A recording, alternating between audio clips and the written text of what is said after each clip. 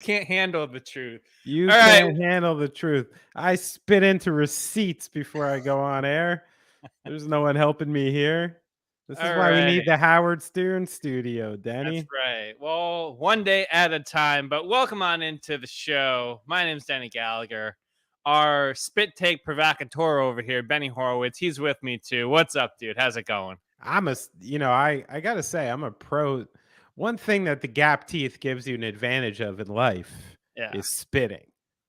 I'm a great spitter. I used to smoke, drink orange juice, got these big gap teeth.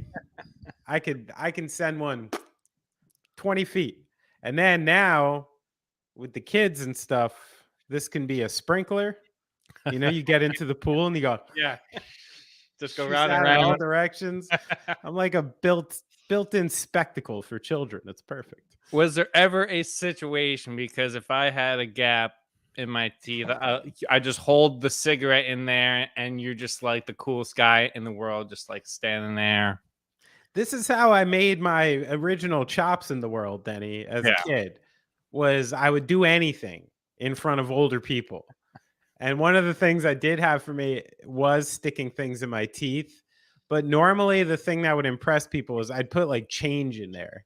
Yeah. And I can get like a lot, 2 dimes, like a quarter and a dime, 1 nickel, 2 pennies might be pushing it. Yeah. But yeah, I mean, I would do stuff like that all the time. I love it. Toothpicks right here, doing that scene from The Breakfast Club. Look, I'm a walrus, So Oh man. I've made my cut in the world, Denny. That's right. That's how you made your cut. Well, what's new with you, dude? How's the past week been for you? You're out of the COVID clear. You're living life again. I'm out of it. It's got these weird lingering effects. And I got to say, I think in like 10 or 20 years, they're probably not going to let people get this disease.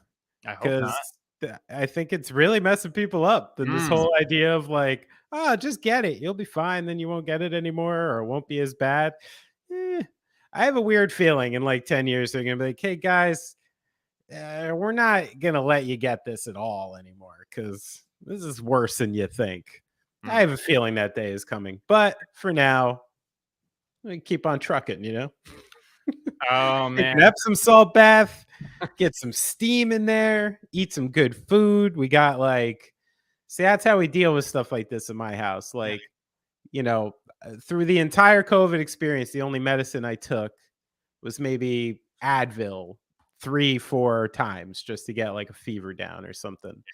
But I believe in like punishing illness with steam, heat, ginger, spinach, blueberries, all these good things, antioxidants, push your body to the limit, things that would make normal people shit their pants. Yeah.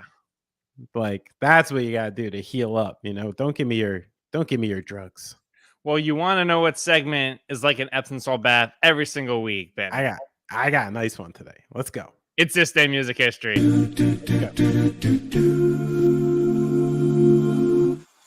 What do you got? I went for positive. Okay, I love it. To bring people together on this day. So on this day in 1962, Victor Angulo, I hope I'm pronouncing it right, was a Cuban student who was attending Manhattan School of Music, a burgeoning composer, and he was at the folk festival of the Catskills at Camp Woodland in Phoenicia, New York. I've spent a little time in Phoenicia, New York. Beautiful place. Yeah. And he plays the famous Cuban folk song, Guantanamera, for Pete Seeger. And Angulo, the person who played it, was working as a counselor at the camp for the summer, played this song for Pete Seeger. Pete Seeger learned the song, added it to his repertoire, and brought it to American audiences. He did more than learn it. He played it live at Carnegie Hall. He recorded it to an album. He taught U.S. audiences to sing it. It got picked up by the Sandpipers, who recorded it, and it went as a top 10 hit. 3 Grammys, was released on 5 continents, which in the 60s was the equivalent of going viral. And then it's, been recorded by Celia Cruz, Jackson Brown, Los Lobos, Pitbull, the Fugees, Wyclef. It's co-opted into soccer stadiums as you know, an anthem song. It's been put in Swedish recycling commercials. And on top of that, the song is about, it's a tale of love and a almost a political song from Cuba in the 20s and 30s named Guantanamera, which has a very interesting context considering Guantanamo Bay and the things there. So this is a deep, deep cut. I never heard about this. And I love how the way this song passed into a larger cultural narrative was by a camp counselor randomly playing it for Pete Seeger in the Catskills, nonetheless. So pretty cool. Well, you know what they say about the entertainment business, Benny. What do they say? Everything starts in the Catskills. Everything. It all starts in the Borscht Belt, baby. You know how many deals have been brokered over a crispy blintz? Oh man, I just picture like there's like a alternate multiverse where like Gaslight got their start playing like the camps up in like the Catskills and just doing that circuit. Just open for Merv Griffin for years. Yeah, that was the scene. I love it. All right, Benny. Well, not to bring down the mood entirely. We go from some dirty dancing talk, but I'm going to talk about John Lennon and a tragic event in John Lennon's life today. So on this day in 1958, John Lennon's mother, Julia, was killed in a car crash. She was hit by a off-duty drunken police officer. Whoa. Lennon was 17 years old at the time when this happened. And this kind of got me thinking, I kind of wonder what version of John Lennon we get if he didn't have this grief when he was so young, because I think specifically when you're young and you go through kind of a tragic event like this, I'm not saying it propels creativity, but there's definitely more inside of you that you need to get out. So that's really interesting. I never knew about that. And especially the age you're talking about, because, I don't know how much we could sit here and talk about how much it fueled his desire to play rock and roll or not. Like, who knows the family dynamics and stuff like that. But the idea that at 17 years old, suffering a loss like that doesn't inform your worldview and your lyrics and your politics and your spirituality, especially like, that's the time in your life you would be going on some kind of journey trying to find those things anyway. So put that into the mix and the Beatles. And I mean, honestly, that's kind of makes it's sad to say, but it kind of makes a lot of sense with the chronology of what you're talking about, yeah. Someone who suffers a loss like that would have a lot of people have it, but it could help, as you said, fuel the capacity to have such a run that like the Beatles had. It's definitely got to play a part. It's really interesting. Yeah. And like, especially the later stuff, because that stuff just kind of grows and you get into that like era later, where with like Yoko and everything like that. So yeah, this day, 1958, kind of altered the trajectory of everything. I mean, even something as simple as, and I can say this anecdotally, like when you're at that age, sometimes it helps to want to run away from home if you want to be a professional musician. You know what I mean? And like, if your situation at home feels really great, that prevents a lot of people from being professional musicians. Yes. So it can also drive you the fuck out of your town and out of your country and be like, get me out of here. Like, take me anywhere besides here. So it really, really could have played a big part in all of it. Yeah.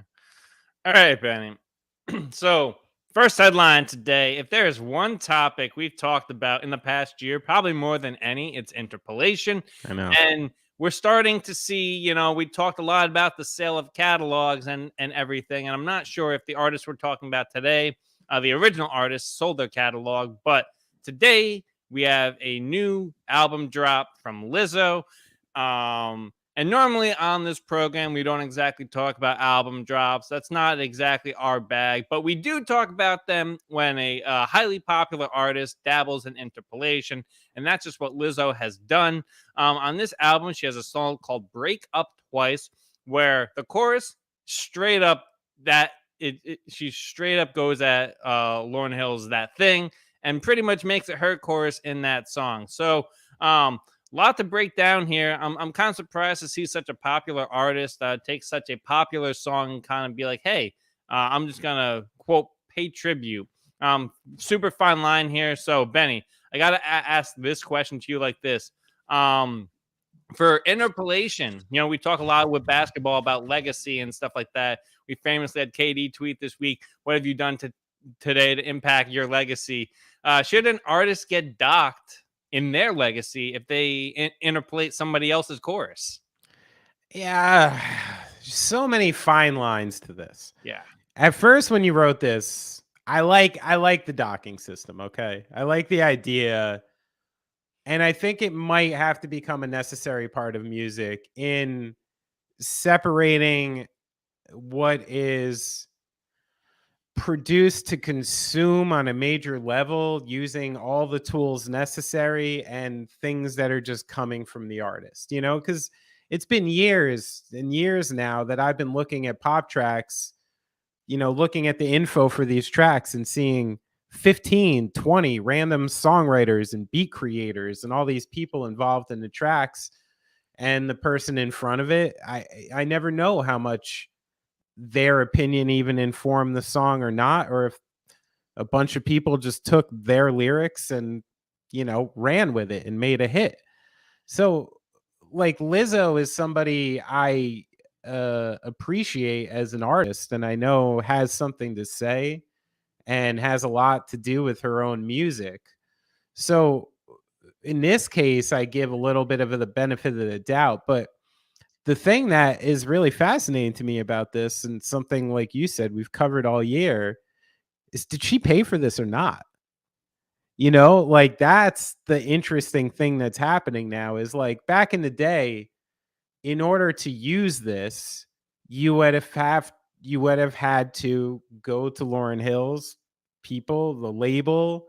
You would have to been granted access to use it and also negotiated a price in which to use it. Mm.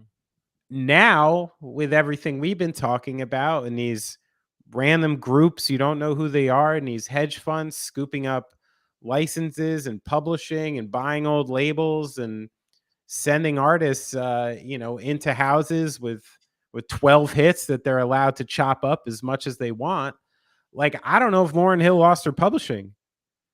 I know she had like legal problems. Like literally, she might have gotten her publishing taken away. Someone else owns it, put it under an umbrella of a label or something like that. And that's why Lizzo got to use it and use it freely in this track.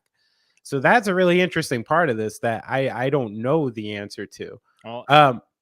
Now, one thing I think people like me and you need to consider, even though you are, you trend young on this program, at least. Thank you. You're the young side of this program. But I'm looking at the YouTube comments of, this Lizzo song.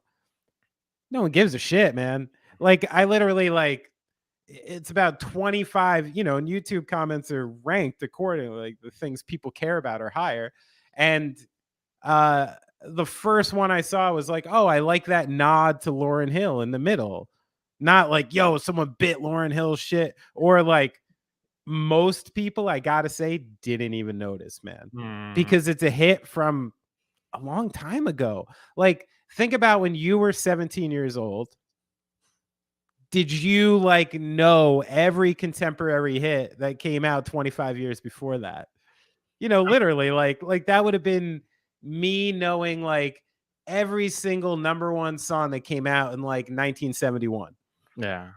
I didn't know the Steely Dan song that was on number 3. I didn't know, so literally for Lizzo's crowd, they don't care either. They don't hold Lauryn Hill in the same,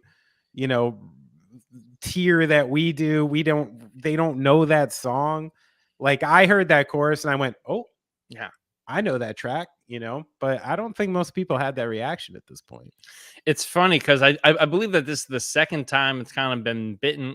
Drake kind of took the beat for that song a few years ago. Now Lizzo's doing this thing. Though I do have to say there, Lauryn Hill does have a writing credit on the track. That's the cool thing about Oh, okay. Spotify now. You can go in there and you can see like who's got the writing credit. So Lauryn Good. Hill has a writing credit in there. So I'd assume that some money is coming back her way. Yeah, and that even means even better. Like, who knows? Maybe Lizzo and Lauryn Hill know each other. Yeah. You know, maybe this was a like, I love this track. I see you backstage. Go ahead and use it. Maybe it's something awesome and artistic and cool. It does still happen every once in a while. I love it. The oddity. The Yeah. New Jersey, the cynic in us wants to be like, oh, she bit her off. She's getting no money. I know. Of course. Oh, man. All right. Well, do you want to talk about Benny, for our next story today? I love whenever this guy comes up on the podcast. I know you do. You know, it fires me up. Because you get all Benny. Don Henley's back in the news as a curator for the Rock and Roll Hall of Fame by the name of Craig Inciardi. I'm going to assume that that name's Italian there. Along with Glenn Horowitz, Edward Kosnicki. Boy, I'm just butchering these names today. Dude, this is like the New York, New Jersey mishmash of last names. That's somehow you got a Pole, a Jew, and an Italian. Of course, it's like a joke. The start of a joke. That somehow ended up in Cleveland, Ohio. Yeah. Is being charged with conspiracy to allegedly sell more than $1 million worth in stolen lyrics and handwritten notes by Eagles drummer and co-vocalist Don Henley. This goes back to the 70s, but it kind of became more pronounced and more popular in 2005 when some of these notes and handwritten things, mementos, were passed along by a biographer. In that time, they've tried to sell it, including back to Don Henley himself, which is like, that's just a bold move to kind of like take something and then try to sell it back to somebody. Love the hustle. But some of these handwritten lyrics were to Hotel California, Life in the Fast Lane, New Kid in Town. Lot happening here. It's kind of interesting to me because it's like, why do we value these things, right? It's probably like the lyrics to Hotel California written on like a napkin from like the Polo Lounge at the Beverly Hills Hotel, and he's trying to make all of his money off of this. So is this a big deal, Benny? It doesn't feel like a big deal, but is it a big deal? I think it is a big deal. And even to answer your first question, like, what is value? Value is what people are willing to pay for something. That's it. Yeah. You know what I mean? I think like, you know, you saw the Banksy documentary.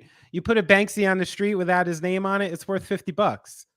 You know, if this song is written by some lady in a cafe in Austin, Texas 12 years ago, the exact same lyrics. Yeah. Never existed in the world before. Doesn't matter because no one cares and nobody wants it. This is like an international smash hit song that people will forever in the history of rock will want to know the origins of this song, where it came from, how it came to pass, because that's the fascinating part of music. It's not just like, oh, I love listening to this. It's like, how did someone do this? How did someone make this? You know, it's the reason I still love film.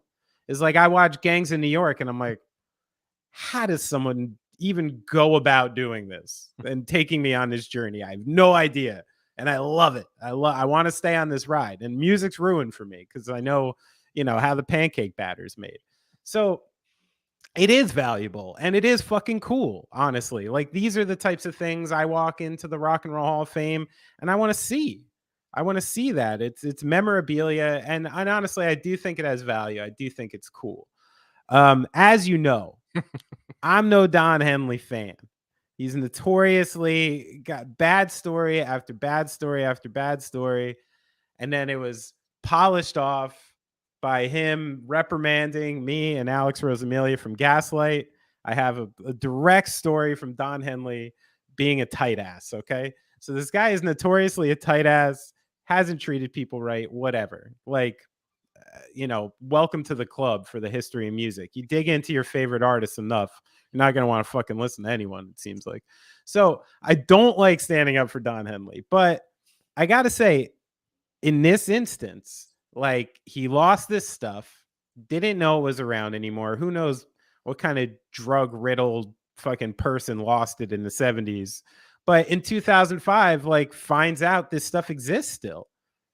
and is like, oh shit, like that's like I kind of want this back, and it's mine.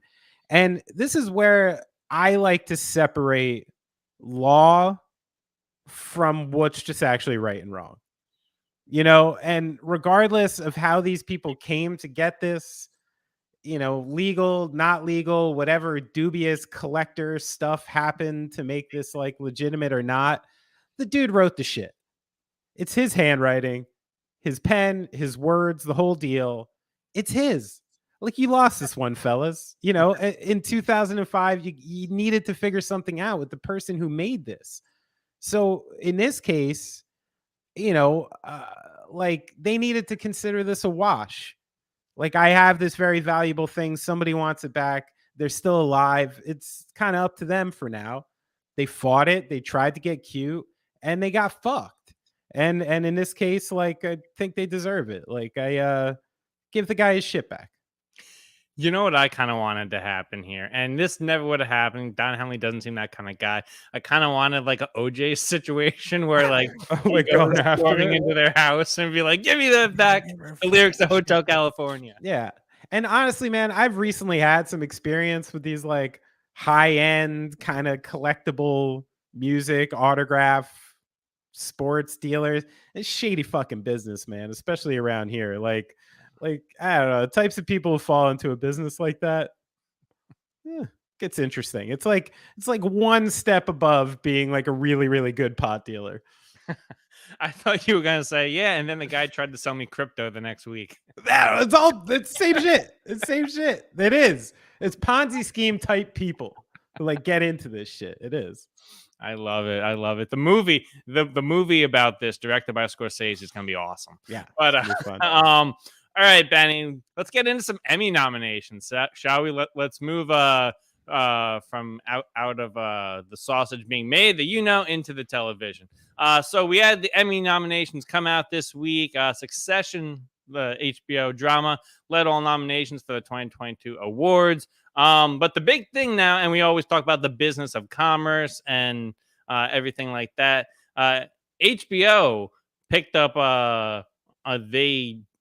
for a long time here, Netflix was biting at their heels, overtaking them for the total number of nominations. HBO took back the crown this year. So good stuff here.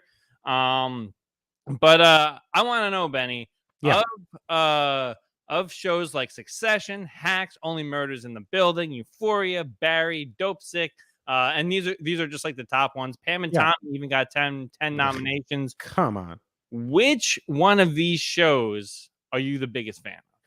Well, I gotta say, I think Euphoria really deserves some love in this round, particularly Zendaya's character. I mean, like, I'm looking for a cultural impact type of thing there, and it was just huge. It was one of those things that kind of ran over everything. And even though out of all the things nominated this year, I loved Severance. Big fan, really thought it was great. So as far as like best drama series goes, I would go for Severance, but I have a feeling in sort of a swan song type of deal, Better Call Saul is going to get it. Because of, I believe this is the known last season, right? Yeah. So I think they might give a nod there. As far as actor in the series, I think Bob Odenkirk might get it for the same exact reason. So I'm kind of going heavy on Severance there. And the other thing that I care about that I think is important is, I love comedy. Yeah. And, Ted Lasso swept everything last year, and it was great. Like, Ted Lasso is an incredible show, but I do think there was in where season one towed the line of sentiment and being corny just right. You know what I mean? Where they just tap the line to corny, where you're like, it's just enough corny and I'm still safe.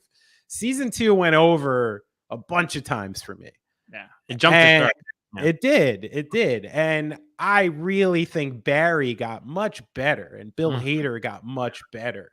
So I'm really thinking Barry should do a lot in the comedy series this year, more so than Ted Lasso. Yeah. And I don't know if you've seen it. Marvelous Miss Maisel is really a great show and really super well done and very well acted. And what's her name? Rachel Brosnahan, yeah. Brosnahan. She's fantastic on that show. Like literally carries the whole thing. So a lot of love for that too. What's going on with the Wire series? Why wasn't We Own This City anywhere on there? Oh, I think that may have been one of those ones that came in too late. Late game. Yeah, because there are a bunch of those, like, like the Bear just hit FX. I talked to you about that last week. Some really good stuff there. It's funny. Marvelous Mrs. Maisel. This last season, not as good as the other ones. Okay. They're just not progressing the plot, but people that vote for this don't really care about that. Severance, love that. Ozark, farewell season. It's kind of funny. We talked about Julia Garner and the Madonna pick. She's nominated for 2 roles, Ozark and Inventing Anna. So she's going to be going up against herself there. Your favorite. And then it's going to be I know a lot of people in like TV circles have talked about Dopesick. Just another quintessential Michael Keaton role. Just like him just out here crushing the game like always. Dude, loved Hacks. HBO show. Yeah, okay. I didn't do Hacks. This deserves some love.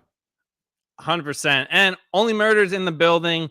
I hear it's great, but honestly, I have a really hard time with Martin Short, dude. I can't, like, I want to be a Martin Short fan. It's just a huge struggle for me. I got to be honest. In the last, I think it was even like sort of a COVID wormhole that happened. My YouTube viewing is purely, less than 5-minute bits of comedy from random things. Like that's what I want on YouTube. And I recently rediscovered old interviews of Jiminy Glick. Oh. And good God, that is fucking funny shit, dude. Yeah. It is some next level in character parody stuff that just does not get enough credit. Like I watched that and I'm like, oh, like there's no Ali G, there's no Between Two Ferns. Like all this stuff seems like it was kind of inspired by Jiminy Glick. So I gotta give Martin Short a late nod for those interviews he was doing with that. Oh my God, they're insane. Yeah. Do yourself a favor and go. No, I'm well versed in Jiminy Glick. I get it, but man, it's like I'm just saying, he's a lot. He's a lot. We talk a lot about, like KD, Kyrie, and like the power dynamics here. Yeah. Steve Martin's been dragging his ass. Oh. You know what? I mean, in a way, like it's partially true where like, Steve Martin he needs to drive the vehicle, but not all, just like in your basketball reference, like not all basketball players should be driving the team. Not all actors should be driving the vehicle. Steve Martin is a leading person. He's you can put him ahead of anything. He knows what to do. Martin Short, not so much. He's like he's like your 6th man coming off the bench. Like you're Jordan Clarkson. You're just letting him go in there and go nuts for 15 minutes. No rules. And then you're out, but you don't want him in there for 35 minutes a night, He's it was a Donovan Mitchell type. I don't understand why I do this to myself. I take these big swings against legends and then bite me in the ass. I don't know why you're swinging against Marty Short here. It's a tough one. I'm not going to win that one. I know that's a bad take. Just go watch Three Amigos, Now, Chevy Chase, if there's somebody that I want to take swings, no, I'm not. Now, if you want to do yourself a favor, watch the Jiminy Glick interview with Chevy Chase. Fucking funny, okay? All right. Let's transition back to the Real House a little bit, Benny. The NBA offseason has been in full swing. And on Thursday night, the Phoenix Suns matched the Indiana Pacers 4-year, $133 million offer sheet for boy, what a tongue twister that always is. Offer sheet. They matched the offer sheet for restricted free agent DeAndre Ayton, clearing the way for him to return to the franchise. So big news, right?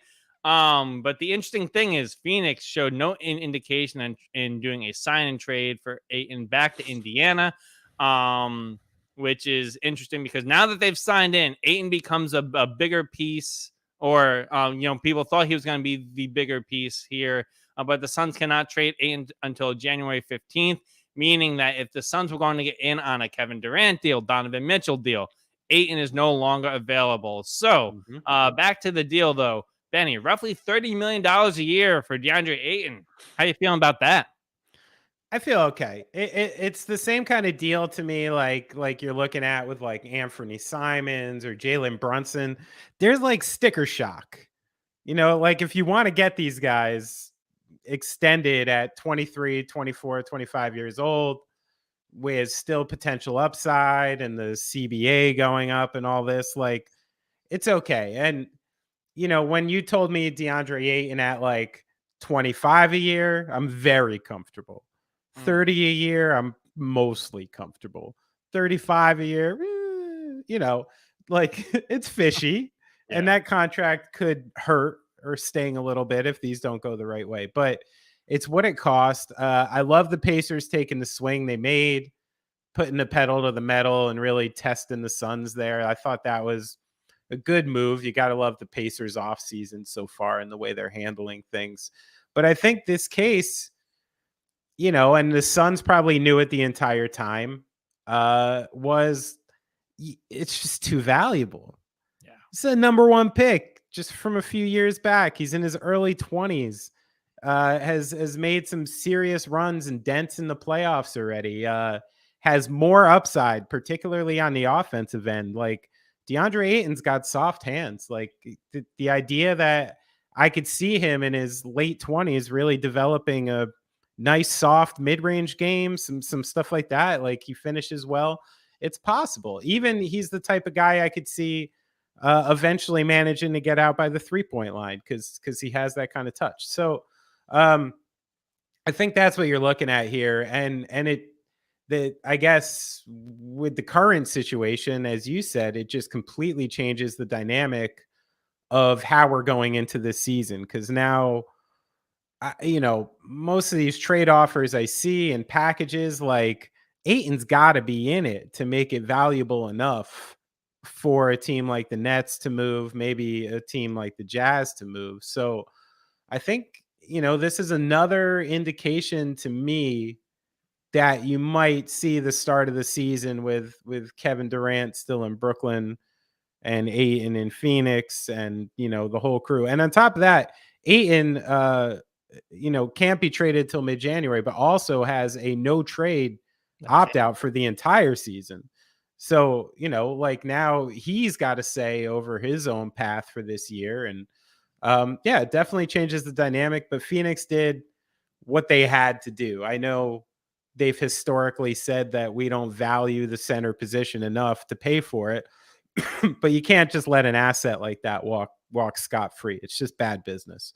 So I think that's what happened there. I don't understand how you can say that you don't value the center position enough when one of the top 3 guys in the game is admittedly a center. Like if Monty Williams works DeAndre Ayton the right way, he could work his way into. Listen, I'm not going to say he's Giannis because I think Giannis is one-on-one unicorn, but something close that can give teams a problem. And Rick Carlisle and the Indiana Pacers saw that. Yeah. And I think you see this kind of upside when you're far away from the Ayton situation like us. He seems to be a person who needs the right type of motivation and the right type of, scenario to thrive. And I think you're seeing like the 2-3 year Chris Paul, I'm not sure about this guy anymore kind of thing happening, which seems to happen a lot to Chris Paul. Like, I think people really appreciate him at first. You get in there, you clean up the organization. The offense is running right now. Like, good, cool. Thanks, dude. Thanks for being tough.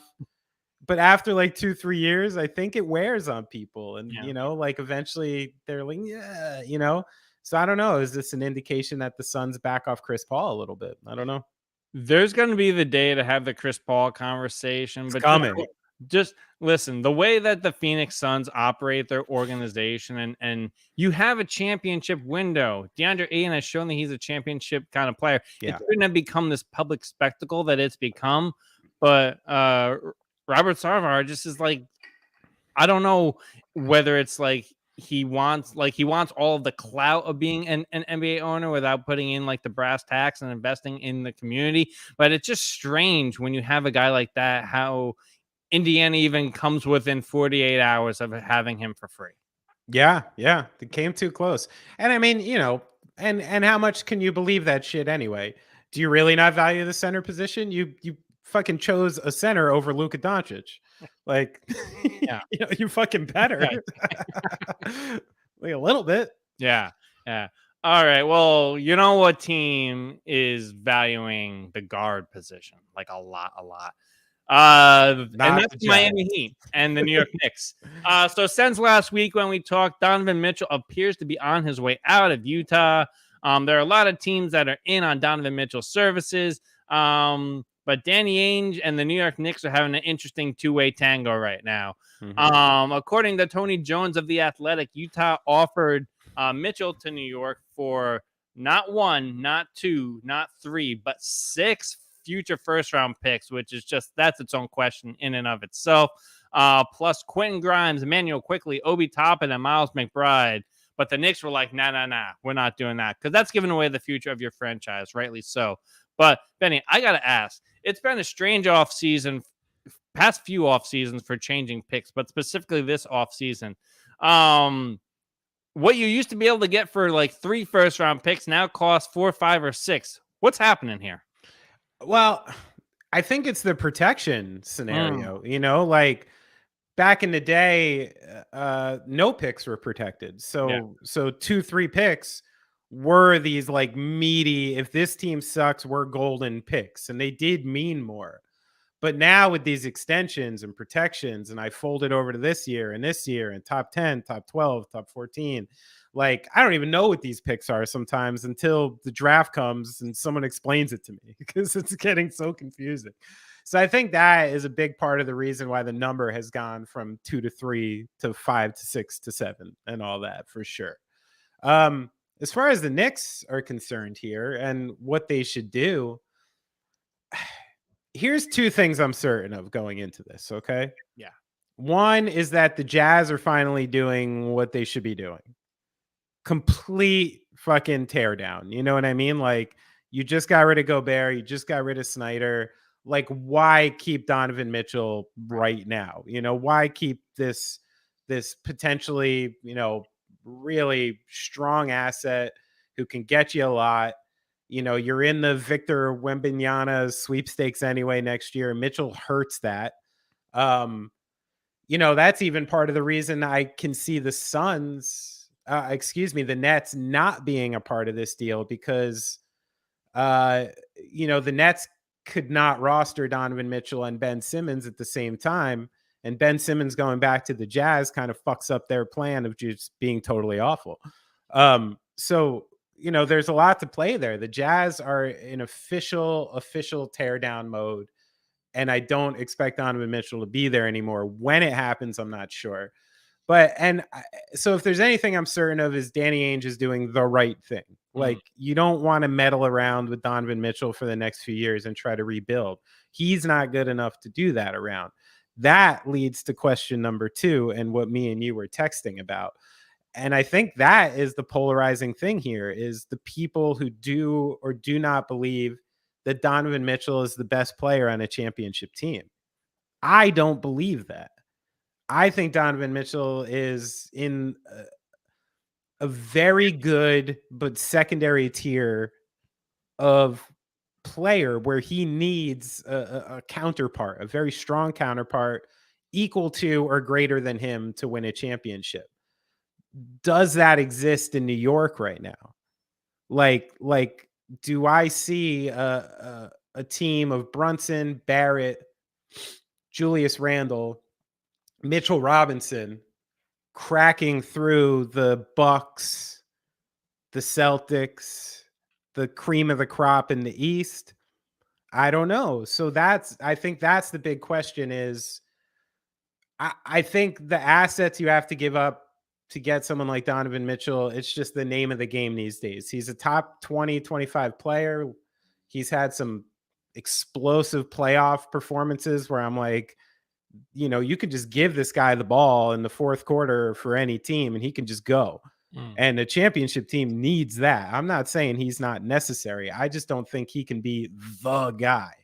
So when you put it into the Knicks scenario, do I forfeit the future for that? I don't mind the Knicks forfeiting the future and going for it right now. Fuck it. Like a lot of teams do it. You should try. But do I do it for that? I don't know. But when do the Knicks have a chance? This could be the first step for the Knicks. You know what I mean? If you bring in Donovan Mitchell and maybe don't give the mega extension to RJ Barrett or something and then try to draw in somebody for the next season, that makes a little more sense to me than trying to build the championship team around Mitchell himself.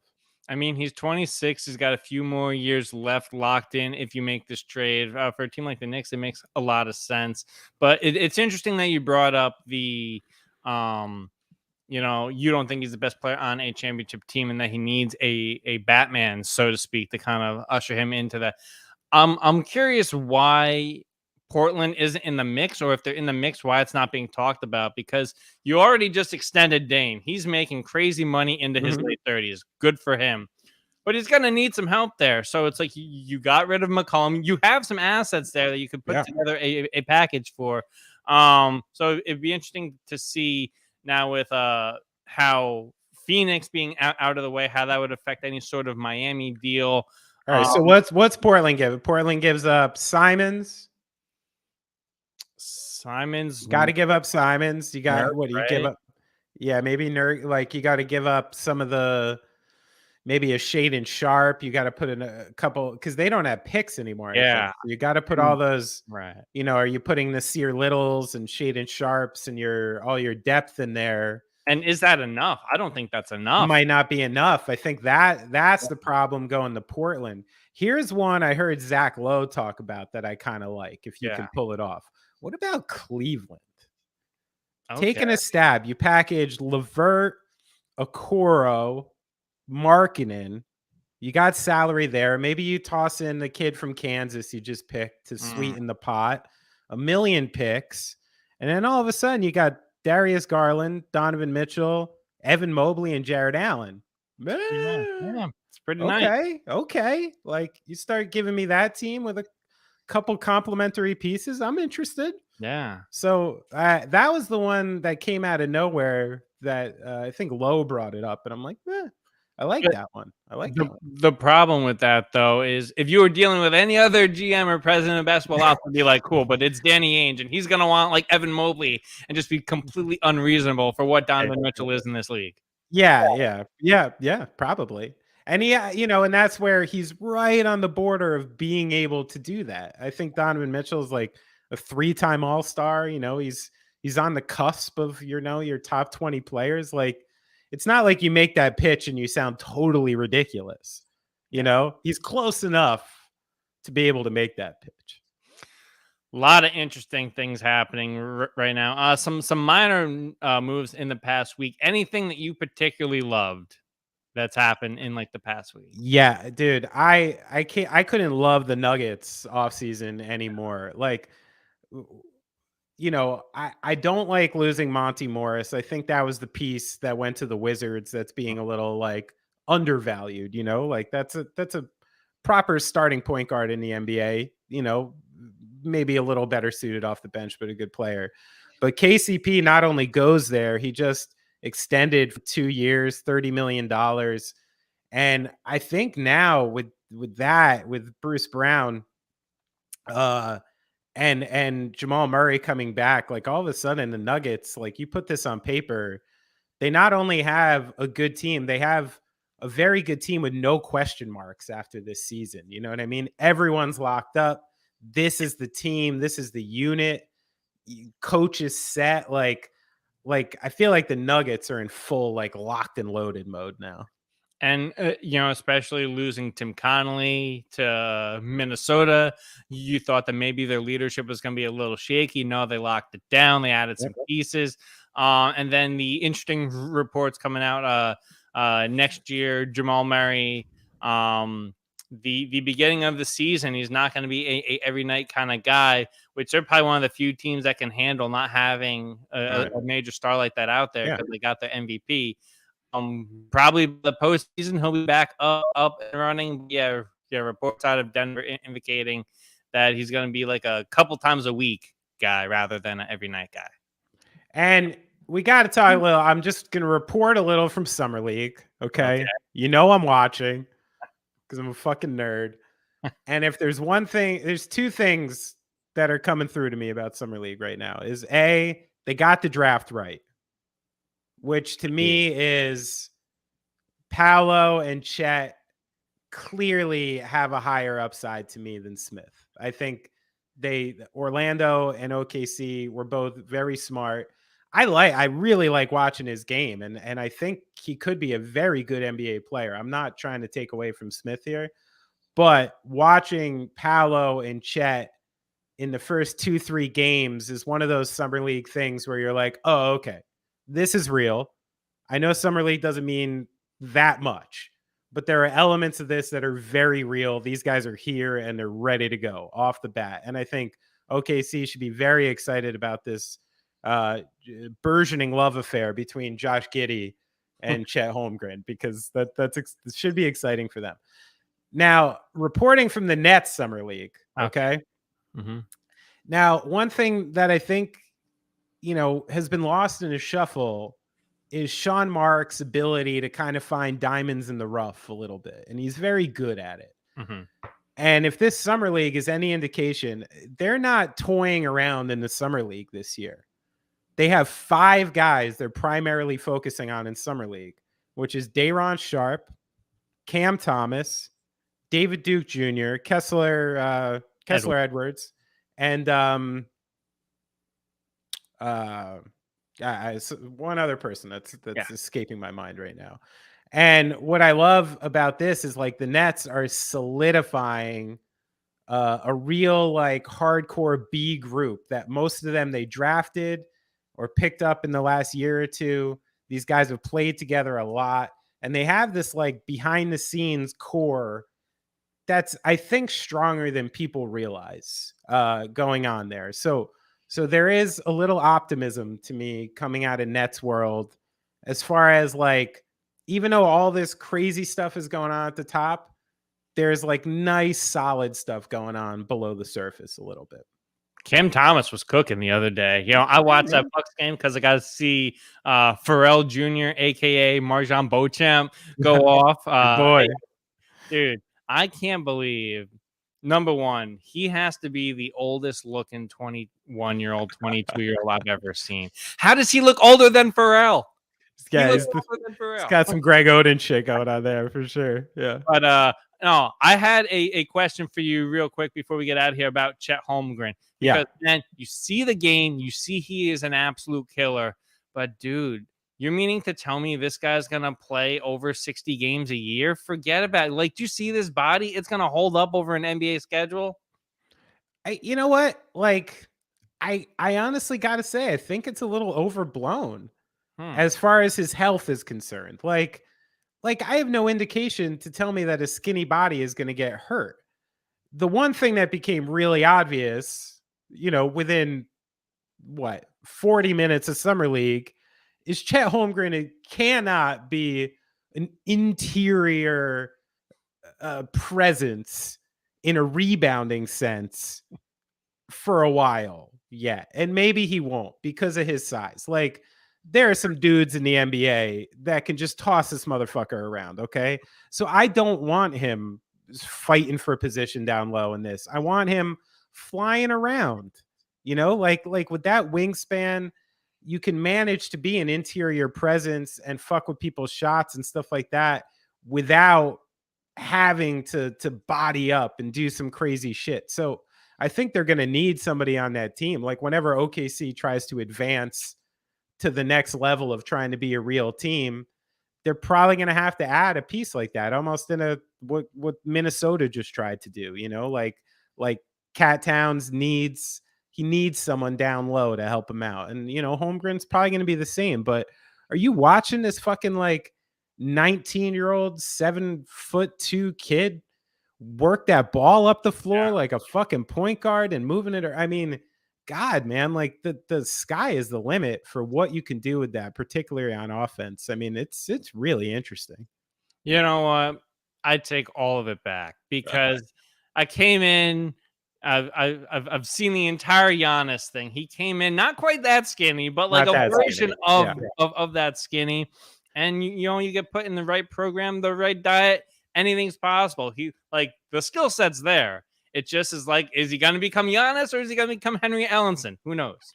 Yeah, and I mean, and body wise, like, you know, I think it's a much closer comp to Kevin Durant. This guy's skinny, man. He's skinny as fuck. He's not gonna look like Giannis.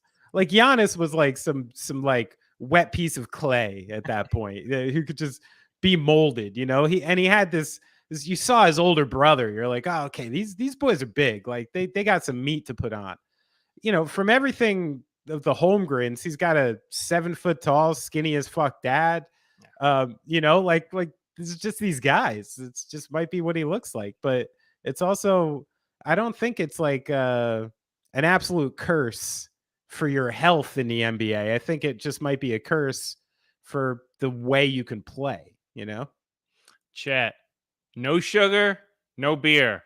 Yeah. Lock it in. Stay away, kid. Come on. You got to eat those lentils or something.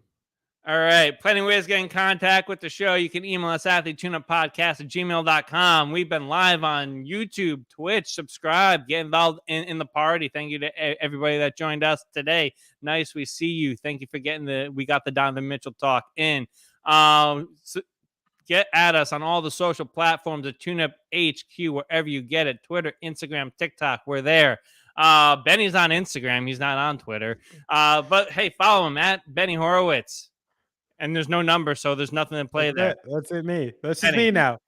You got anything else? Yeah, you want to know what I have to say now? What Listen to my fucking podcast because it's not coming on social media. I'll tell you that.